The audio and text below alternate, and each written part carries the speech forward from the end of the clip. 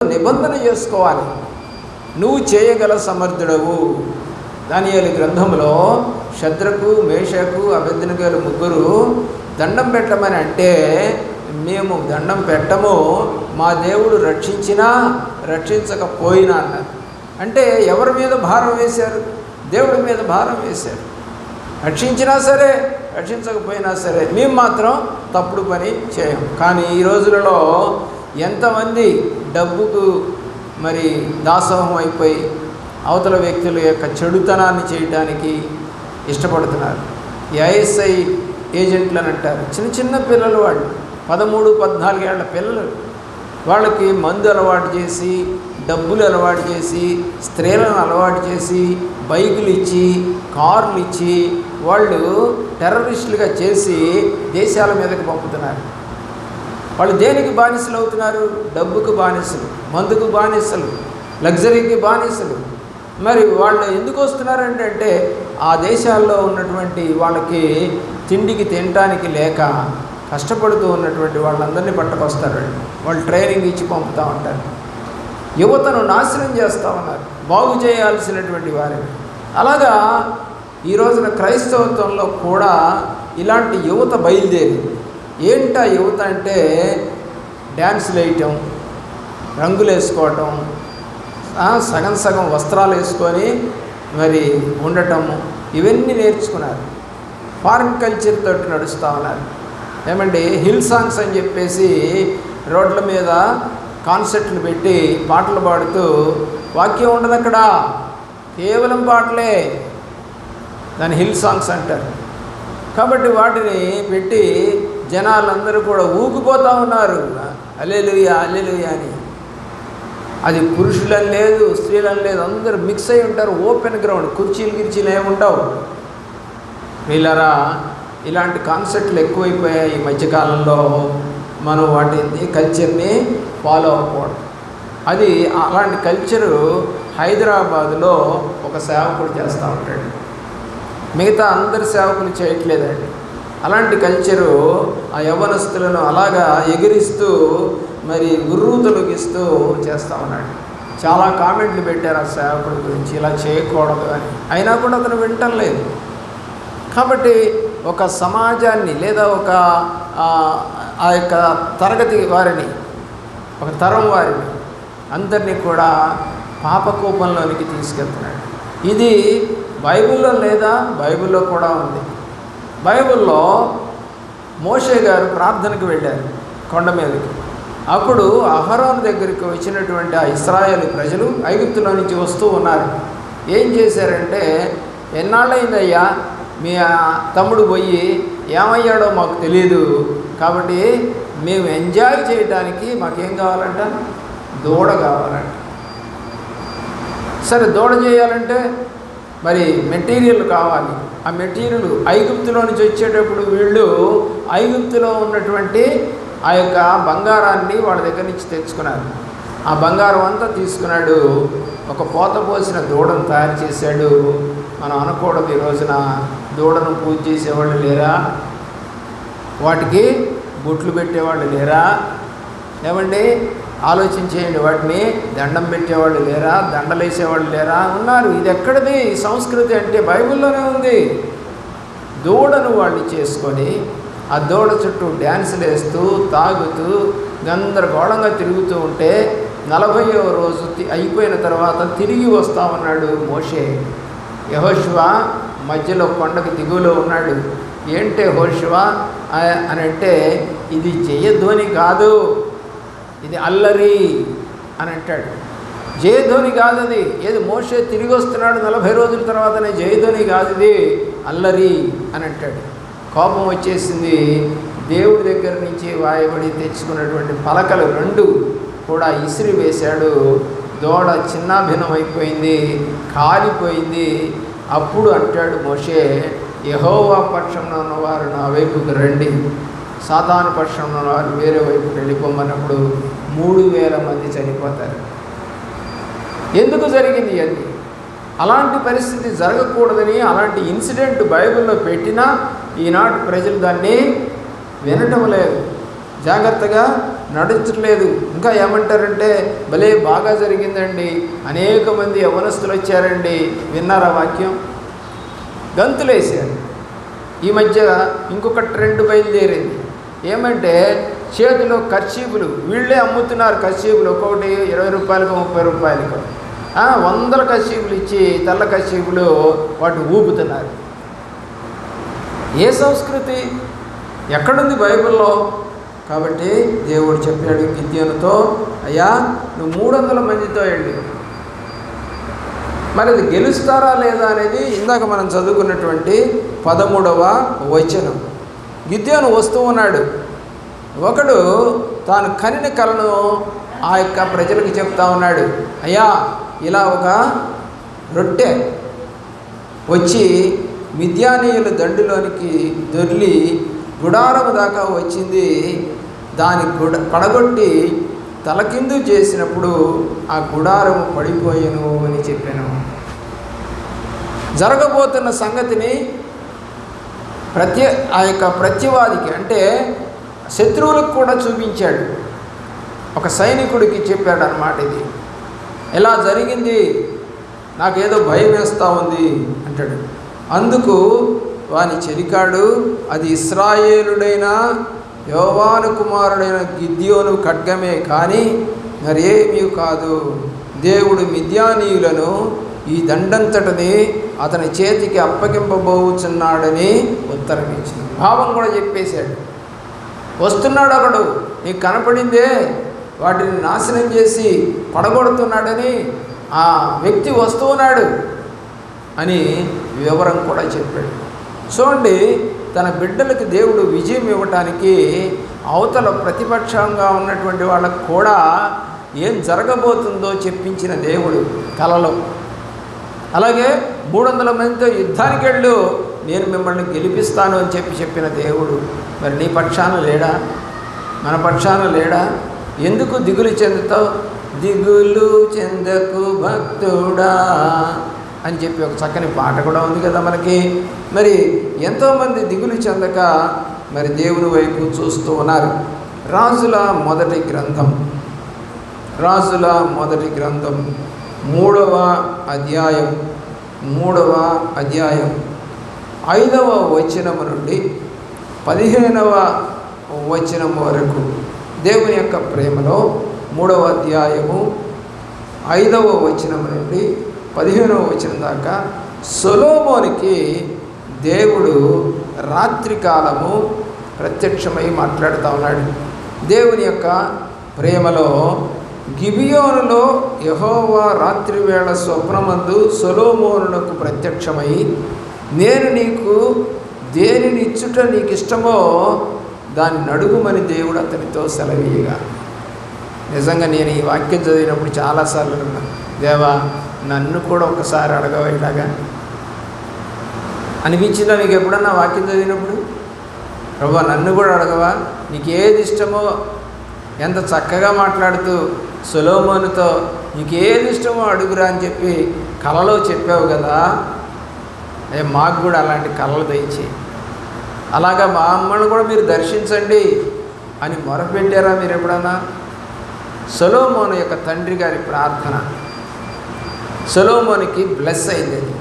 ప్రియులారా, సొలొమోను ఈలాగు మనవి చేసి, నీ దాసుడనైన నా తండ్రి అయినను దావీదు నీ దృష్టికి అనుకూలముగా సత్యమును నీతిని అనుసరించి యథార్థమైన మనసు గలవాడై ప్రవర్తించను గనుక నీవు అతని ఎడల పరిపూర్ణ కటాక్షమును కనపరిచి ఈ దినమందు ఉన్నట్లుగా అతని సింహాసనం మీద అతని కుమారుని కూర్చుండబెట్టి అతని యందును ఏమండి ఎంత మహాకృపను చూపి ఉన్నావు కదా, అంటే నాకు ఇచ్చావు కదా ఈ కృప. ఎవరి ద్వారా ఎలా వచ్చింది నాకు ఈ కృప అంటే మా నాన్నగారి ద్వారా. మీ పిల్లలు అలా చెప్పాలి. మా తండ్రి గారి ప్రార్థన, మా తండ్రి గారు నీ పట్ల నడిచిన విధానము ఏం చేస్తుందంటే పిల్లల్ని ఉన్నత స్థితిలో మహాకృపతో దేవుడు ఆ దావీదుతో మాట్లాడినట్టుగా వీళ్ళతో కూడా, కొడుకుతో కూడా మాట్లాడుతూ ఉన్నాడు దేవుడు. అలాగే నీతో మాట్లాడవలసిన దేవుడు నీ పిల్లలతో కూడా మాట్లాడవలసిన దేవుడు. కాబట్టి ఈ వాక్యాలు వింటూ నువ్వు కూడా నాయనా నాకు కూడా నీ దర్శనం కావాలి, మేము కూడా మా పిల్లలను అలాగే పెంచాలి, వారు కూడా దర్శనాలు చూడాలి, కలలు కనాలి, నీ నామాన్ని మహిమపరచాలి అని నీవు చెప్పవలసిన వ్యక్తిగా ఉన్నావు. దేవుని యొక్క ప్రేమలో ఇతను ఏమడుగుతాడా అని దేవుడు చూశాడు. చూసినప్పుడు అతను అడిగినది ఒకటే, దేవుణ్ణి ఈ యొక్క ప్రజలను నడిపించటానికి కావలసిన జ్ఞానము నాకు దయచేయమని అడిగాడు. సొలొమోను చేసినటువంటి ఈ యొక్క ప్రార్థన దేవుడు అంగీకరించాడు. 9-10 చదవండి. ఇంత గొప్పదైన ఈ జనమునకు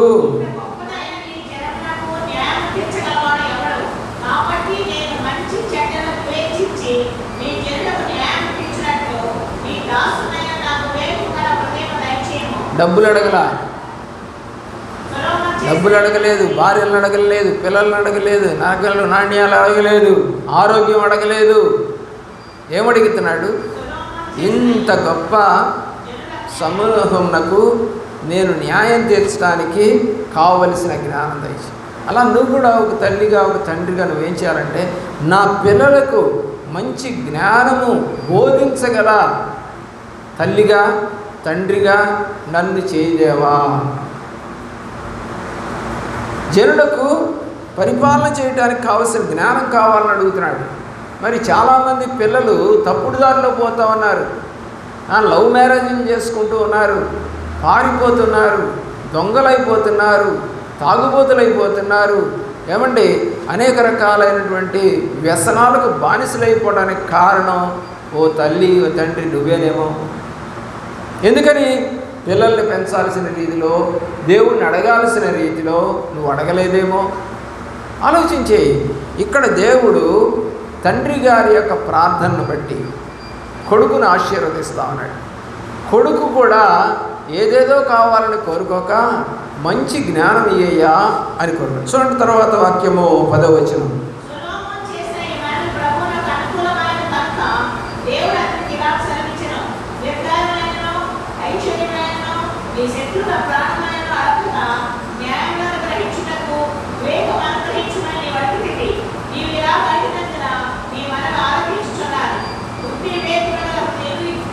హృదయము నీకు ఇచ్చుచున్నాను,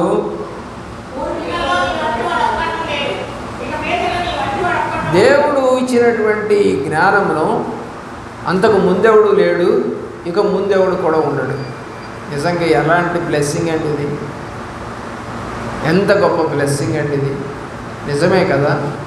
ఒక పరిపాలన చేయాలి అని అంటే ఎవరినో నలుగురు మంత్రులను పెట్టుకొని, నలుగురు మినిస్టర్లు పెట్టుకొని కాదు, ముందర నాకు ఇవ్వు ఆ జ్ఞానం, నేను ఎలా నడిపించాలో నాకు ఇవ్వు ఆ జ్ఞానం అని అడుగుతూ ఉన్నాడు దేవుణ్ణి.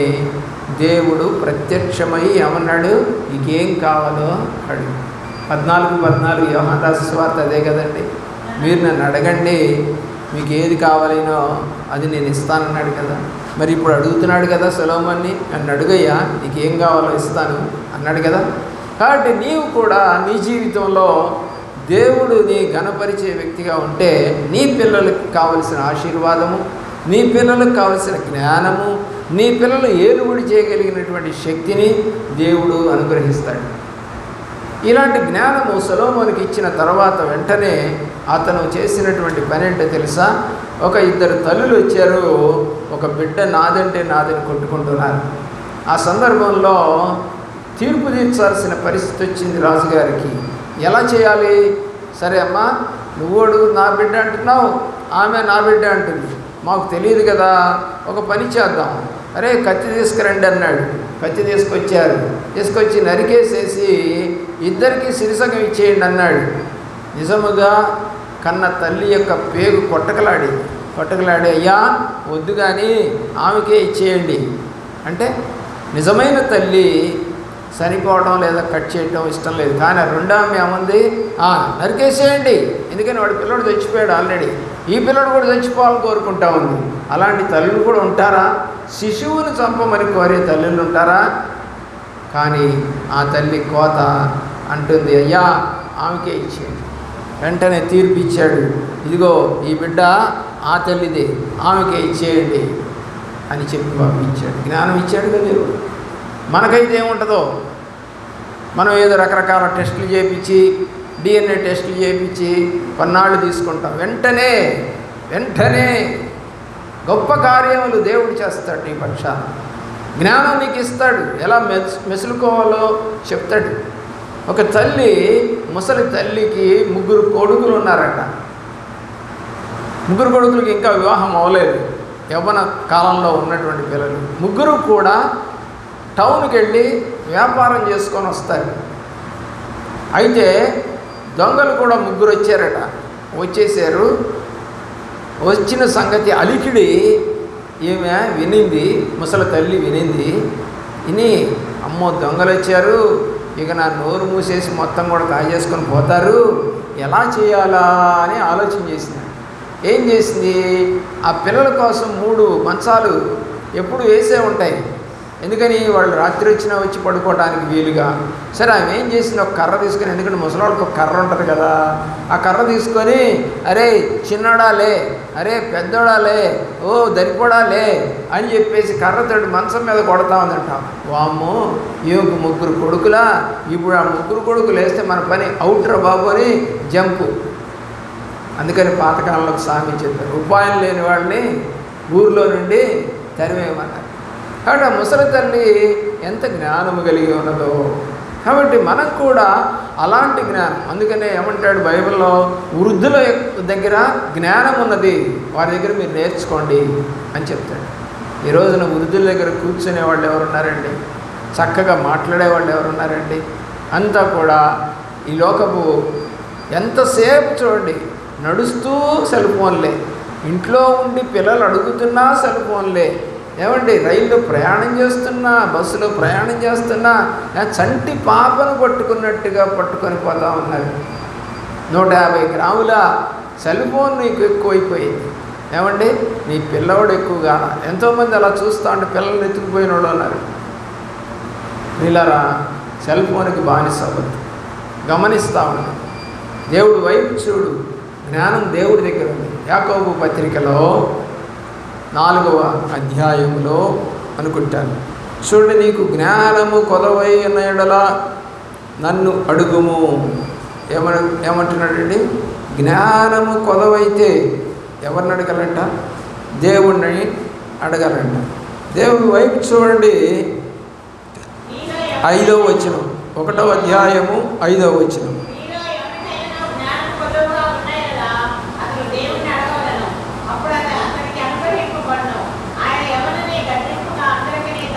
ఈ మాట ఇప్పుడు సొలొమోనుకి సరిపోయిందా లేదా? అడగండి నన్ను, నేను జ్ఞానాన్ని సమృద్ధిగా ఇస్తాను. ఎలా అడగాలో కూడా చెప్పాడు. ఎలాగ అడగాలట? సందేహించకుండా అడగాలట. అయ్యా నాకు ఈ లెక్క చేయడం రావట్లేదు, అయ్యా ఈ ఇంగ్లీష్ రావటం లేదు, ఈ ఫిజిక్స్ రావటం లేదు, ఈ కెమిస్ట్రీ రావటం లేదు, అయినా నాకు ఇది నేర్చుకునే జ్ఞానం దయచేయి. కొత్తగా వచ్చిన పెళ్లి కూతురు భర్తకి ఏమేమి వంటలు చేసి పెట్టాలో తెలియదు, భర్తకి ఏమేమి రుచులు ఉన్నాయో తెలియదు. సరే భర్త అడిగాడట, ఫలానా కూర చేయమని అన్నాడు. ఈ అమ్మాయికి ఏమో కూర చేయడం రాదు. వాళ్ళమ్మకి ఫోన్ చేస్తా ఉంది, వాళ్ళమ్మకి కూడా ఇతను అడిగిన కూర రాదట. ఇక ఏమంటుంది తల్లి, అమ్మ యూట్యూబ్లో కొట్టి చూడు, యూట్యూబ్లో 4-5 సార్లు విని కూర చేయమన్నట్టు. యూట్యూబ్లో విని చేస్తే ఎట్లుంటుందో మనకు తెలుసు, అది తినటానికి తగినట్టుగా ఉండదు అది. కాబట్టి గమనించండి, అన్నీ బియ్యమే, ఒకటి పాత బియ్యం, ఒకటి కొత్త బియ్యం, ఒకటి కొంచెం పాత బియ్యం.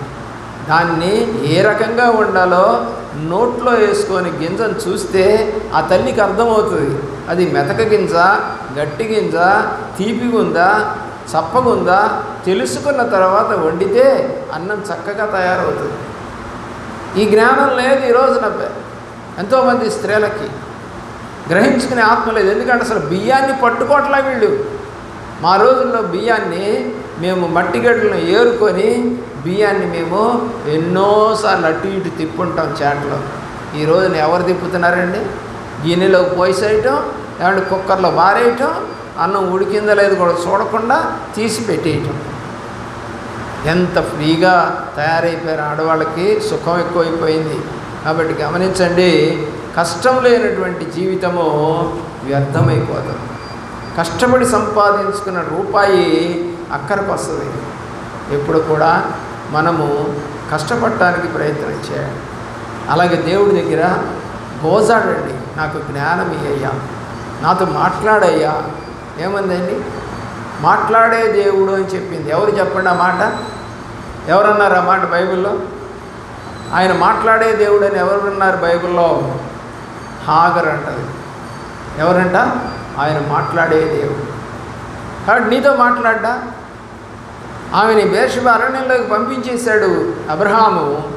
మరి ఇప్పుడు ఆమెతో దేవుడు మాట్లాడుతూ ఉన్నాడు. పిల్లవాడిని బతికించుకోలేని స్థితిలో ఆ ఎడారిలో ఆ కొడుకుని అక్కడ పడేసింది. నేను చూడలేదు వారి మరణాన్ని అనుకొని ఆమె దూరంగా పోయి ఏడుస్తూ ఉంటే దేవుడు మాట్లాడాడు ఆమెతో. ఆగరు, ఎందుకు ఏడుస్తున్నా? దేవుడి ప్రేమ ప్రియులరా, ఆయన ఎవరిని కాదండు. హాగర్ని లెక్క చేయకూడదు యాక్చువల్గా దేవుడు. ఎందుకు? దేవుడు కాదని భార్య మాట విని ఒక దాసితో పోయి కన్నటువంటి కుమారుడు ఇష్మాయేలు. అది మనమైతే ఒప్పుకుంటామా? నీ భర్త ఇంకోళ్ళతో తిరిగి ఒక బిడ్డను కన్నాడు అన్న సంగతి తెలిసి నువ్వు పెళ్లి చేసుకుంటావా? చేసుకో. ఇలాంటి వాడినా నేను చేసుకునేది, చెడిపోయిన వాడినా అంటావు. కానీ దేవుడు అలా అనలేదు. ఇప్పుడు వానికి భర్త లేడు, ఒకడే కొడుకు, ఐగుప్తుకు వెళ్ళింది. 12 మంది రాజులు తయారయ్యారు. వాళ్ళే ఈనాడు ముస్లిం రాజులు, గొప్ప రాజులు, ధనవంతులు. ఆయిల్ నిక్షేపాలు ఉన్నాయి వాళ్ళ దగ్గరే, బంగారం నిల్వలు ఉన్నాయి వాళ్ళ దగ్గరే. మొట్టమొదట ఆది కాండంలోనే హవీలా దేశమును వాళ్ళకి ఇచ్చాడు. హవీలా దేశం అంటే బంగారం పట్టే దేశం. అది పిల్లలు, ఈ రోజున నీ పిల్లలకి నీ ప్రార్థన ఎంతో అవసరం. యోగు చేసిన ప్రార్థన, అలాగే హన్నా చేసిన ప్రార్థన మనకు కూడా అవసరం. అలాంటి ప్రార్థన నువ్వు చేసి మంచి దర్శనములు, మంచి కలలు కని దేవుడి దీవెనలను మీరు మీ కుటుంబీకులు పొందుకొందురుగాక. దేవుడు కృపలో మిమ్మల్ని భద్రపరిచి కాపాడునుగాక. మోకరించండి, ప్రార్థన చేసుకుందాం. దయగల మా తండ్రి.